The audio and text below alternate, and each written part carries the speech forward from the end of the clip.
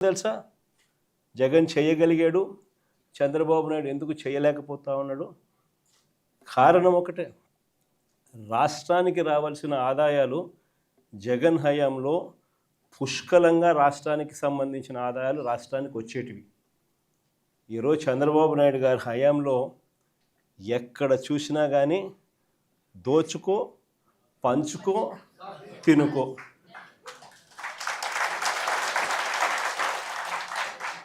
రాష్ట్రానికి సంబంధించిన ఆదాయాలు రాష్ట్రానికి వచ్చే పరిస్థితే లేదు. రాష్ట్రానికి సంబంధించిన ఆదాయాలన్నీ కూడా వీళ్ళు దోచుకోవడానికి, వీళ్ళు పంచుకోవడానికి, వీళ్ళు తినుకోవడానికే సరిపోతూ ఉన్నప్పుడు రాష్ట్రానికి సంబంధించిన ఆదాయాలు రాష్ట్రానికి రానప్పుడు ఇక రాష్ట్రం పరిస్థితి ఏమిటి? ఇదే పరిస్థితి.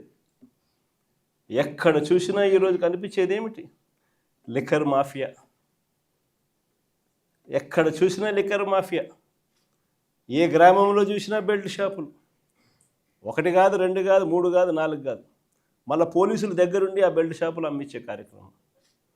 ఆ బెల్ట్ షాపులో ఎక్కడా కూడా ఎంఆర్పి రేటుకి అమ్మరు. ఎంఆర్పి ప్లస్ 10 రూపాయల, ఎంఆర్పి ప్లస్ 20 రూపాయల.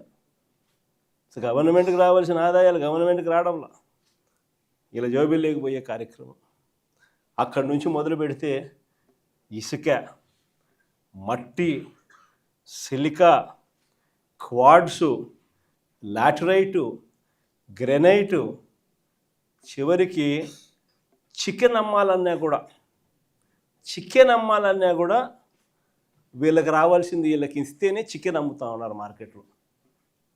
అదర్వైజ్ చికెన్ కూడా అమ్మించడంలా చాలా నియోజకవర్గాలు ఆ స్థాయిలో దోచుకుంటూ ఉన్నారు.